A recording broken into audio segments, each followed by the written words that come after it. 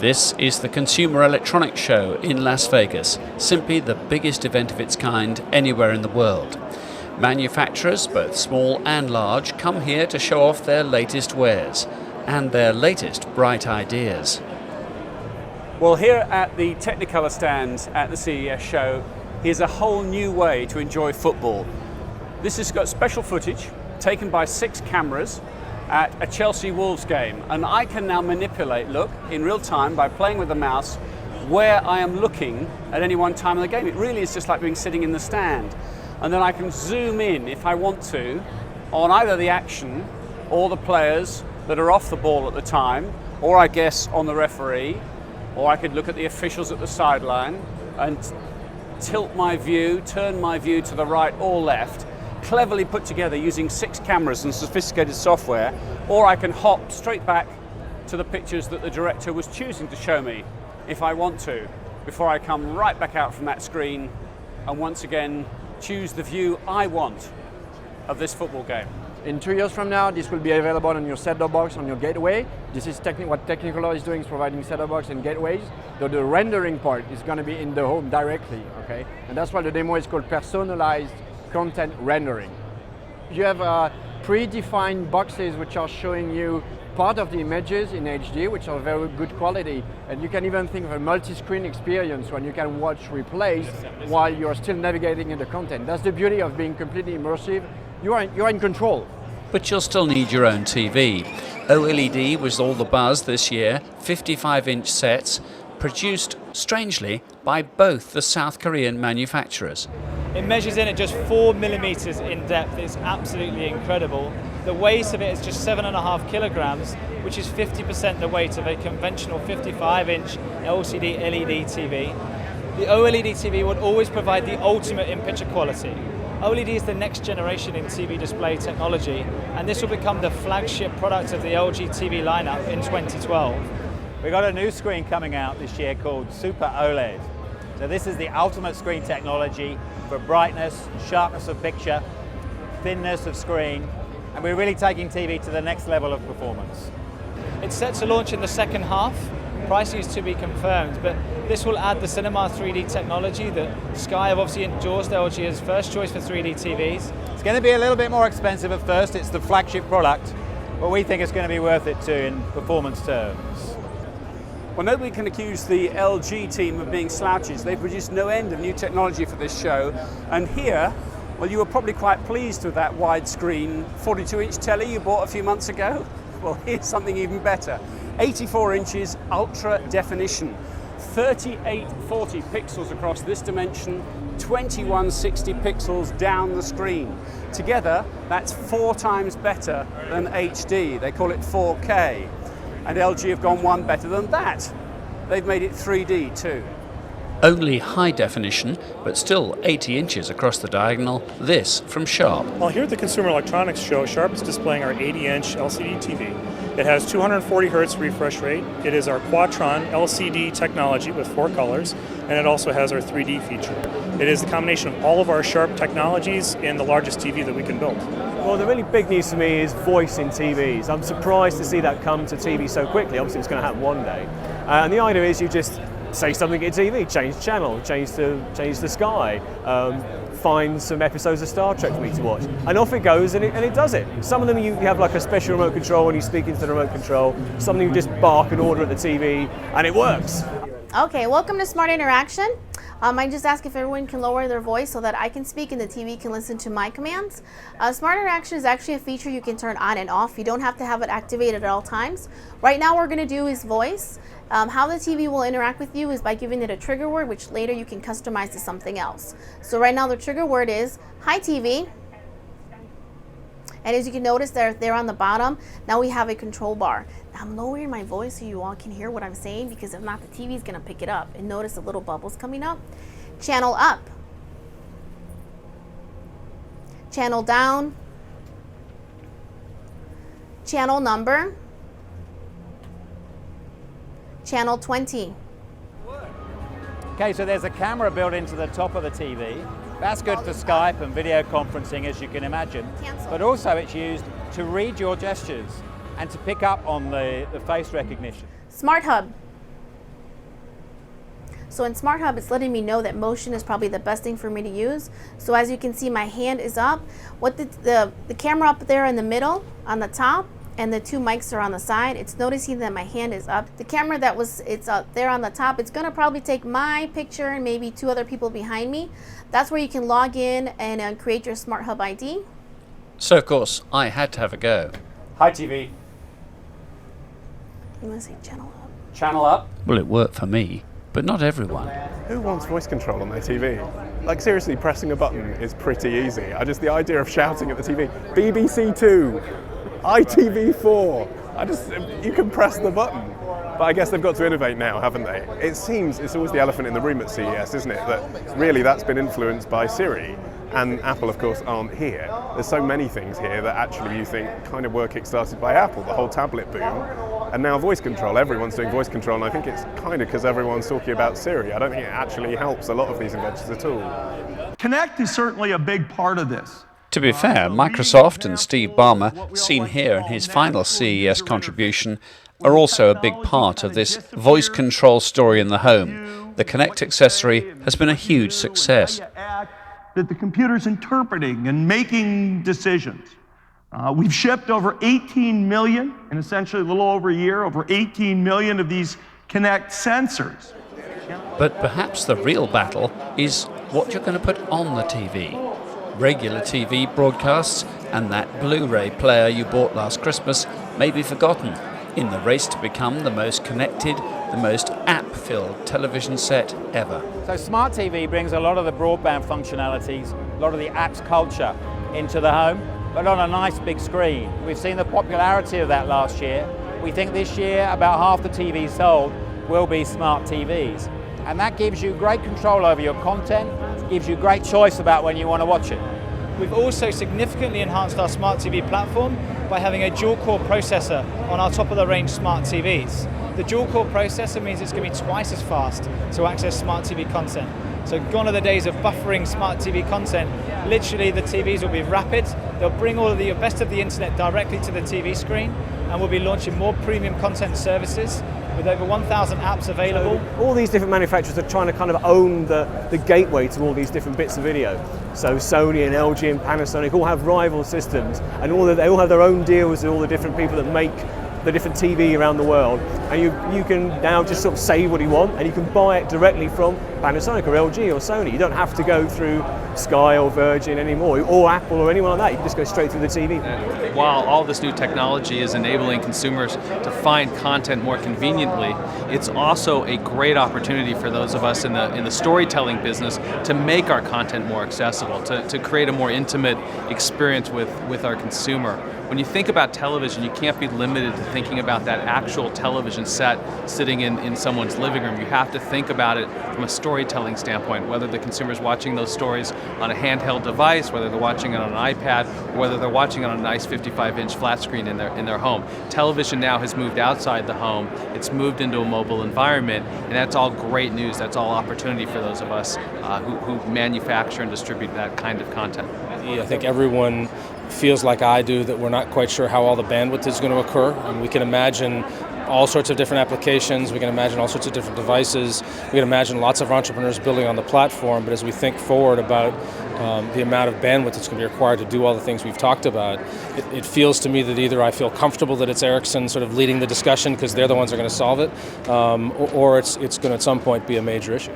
But in a keynote session on the entertainment industry, the giant of online video, YouTube, gave this invitation to all content providers to join their club. And CBS growing 60% year over year in their usage of March Madness online, at 50 million viewers on it just last year. I mean, just pause, think 5 years. Where were you 5 years ago? What were you doing if you were not doing this? And then, of course, there's a little-known property called YouTube, with just 800 million users showing up on a monthly basis and consuming more than 3 billion hours per month. 3 billion. It's a lot. It essentially means 30 minutes for every human on Earth, which is a lot.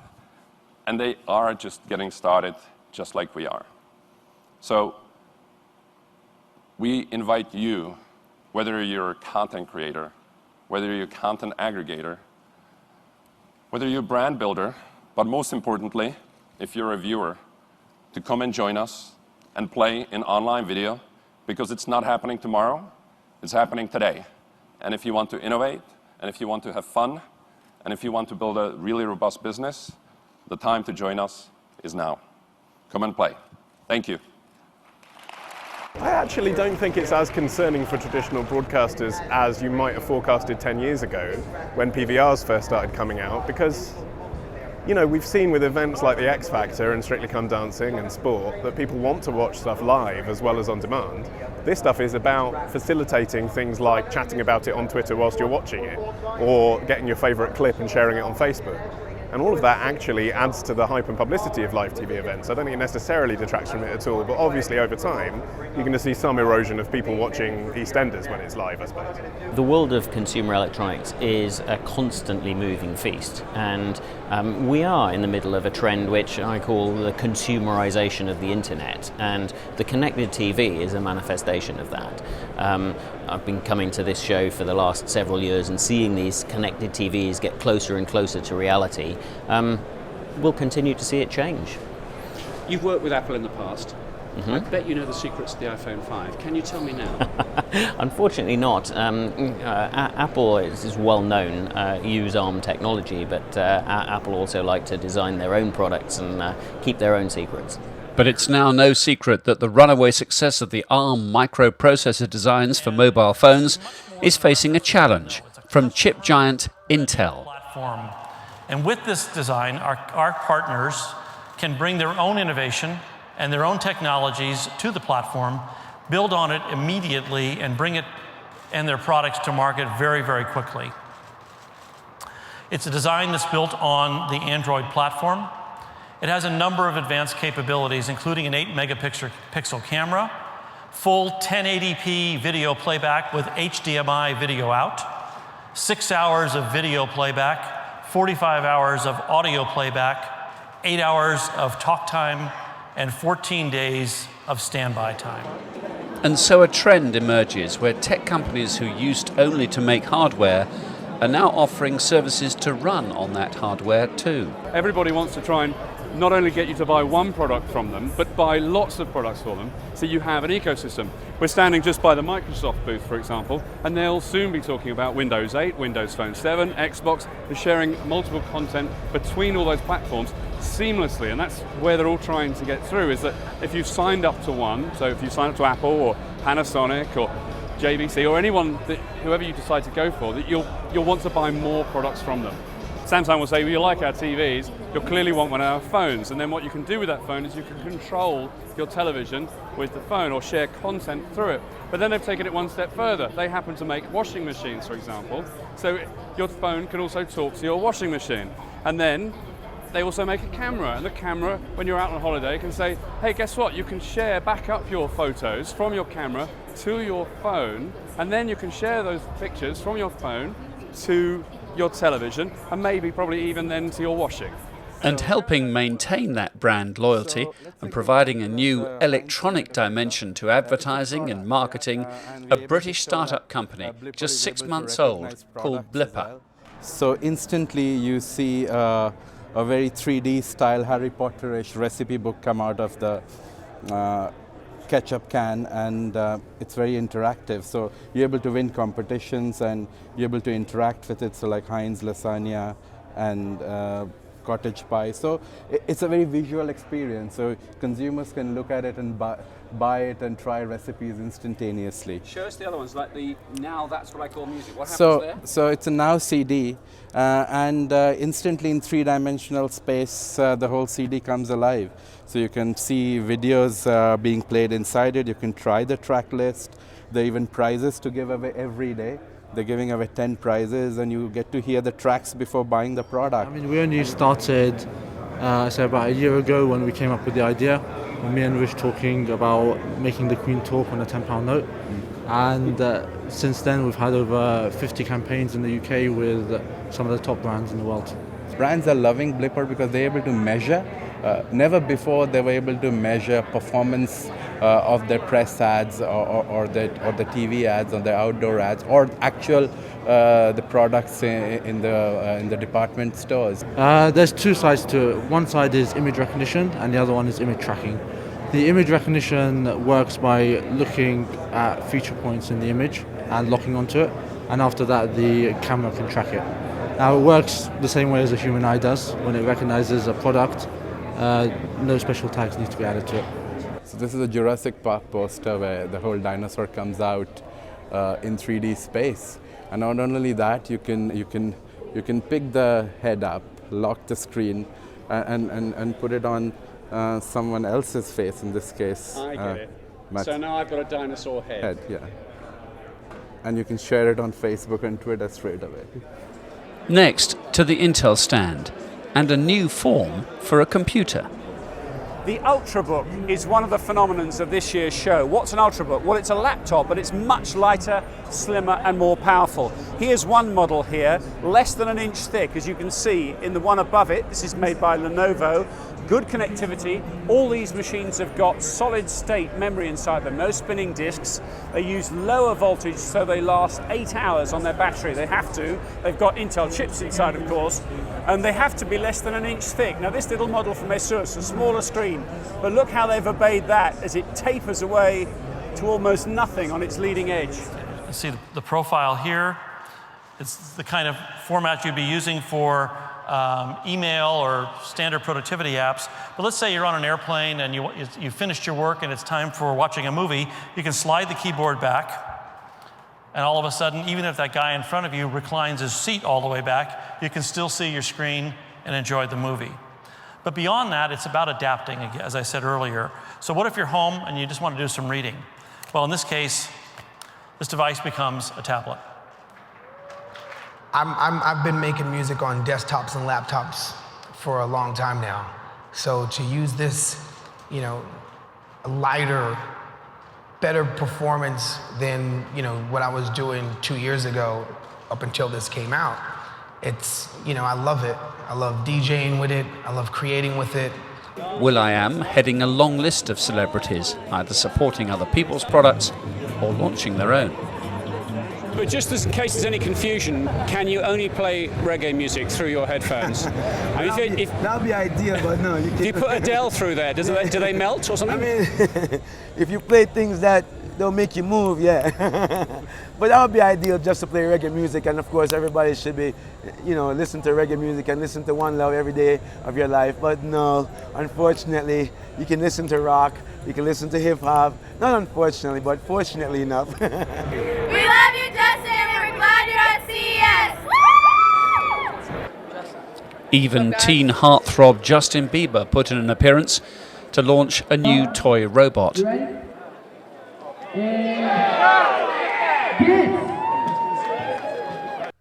More phones now. There was the waterproof phone from Fujitsu.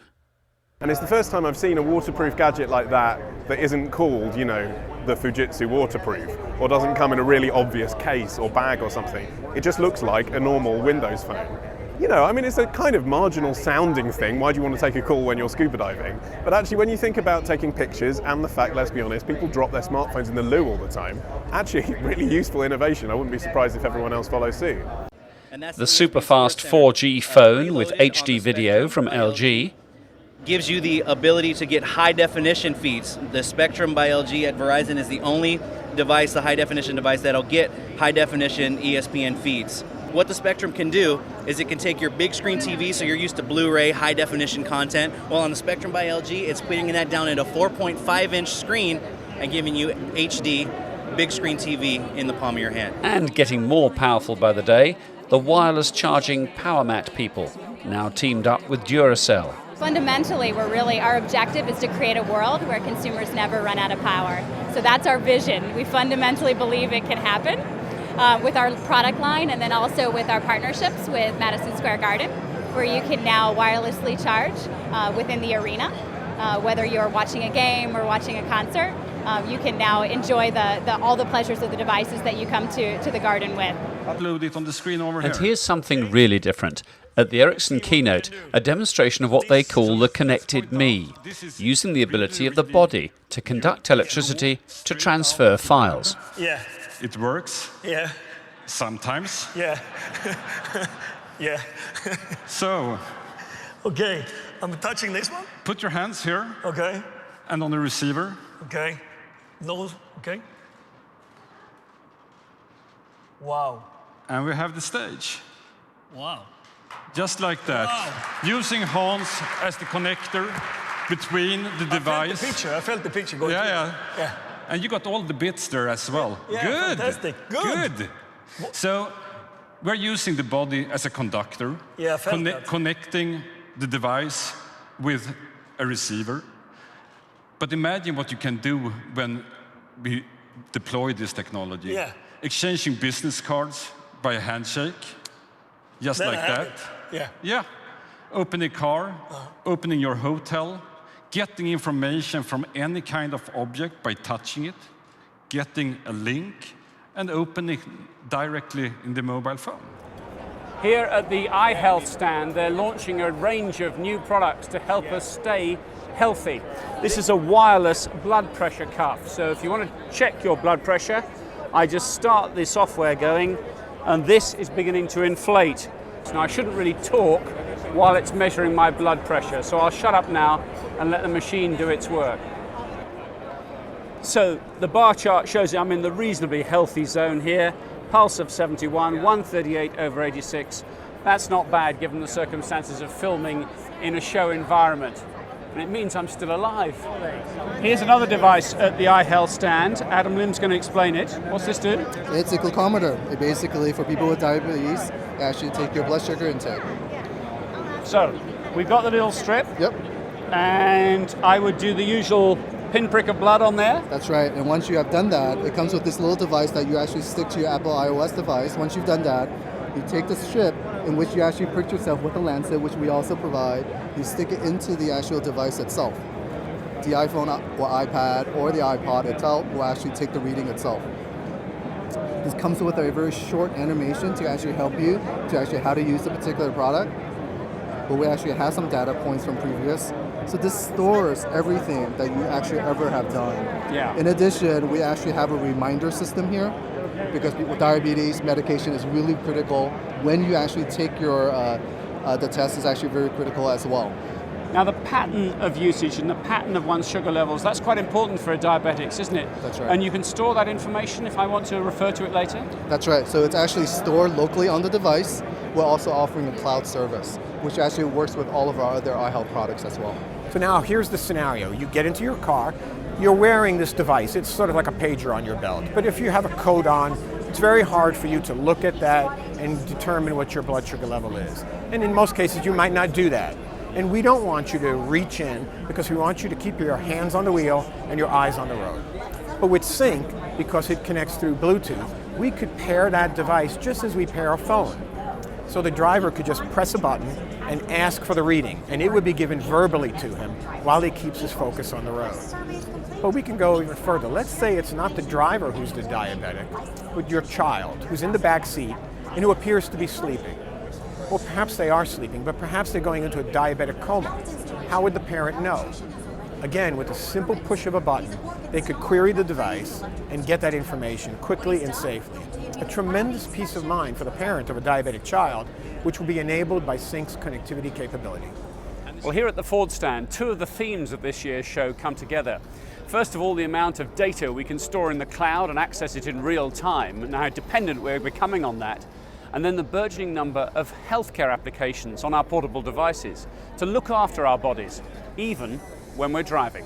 We have a heart rate monitoring seat. That enables you to get the heart rate, and that's indicative of your stress level. We take that information and we couple it with two other pieces.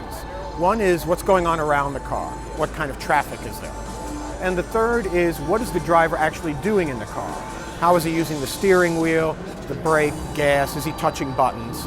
We aggregate all that information and come up with what we call a driver workload estimate. Now with that, we can intelligently manage information that comes into the car. For example, if a phone call comes in and the workload is deemed to be high, then that call would be routed automatically to voicemail. But if the workload is very low, there's no reason why the driver couldn't take the call. So before we conclude, a trio of new ideas. The handheld gaming device is not dead, say Sony. Their PlayStation Vita, with its 5-inch OLED screen and multi-touch and 2 cameras and Wi-Fi, all coming out by the end of February. 3D printing is a new phenomenon you're going to see more of. Here's one demonstration by a company called Cubify. You can design a shoe and have it created out of colourful plastic while you wait. So take your iPad like this, put it in the front, close it up.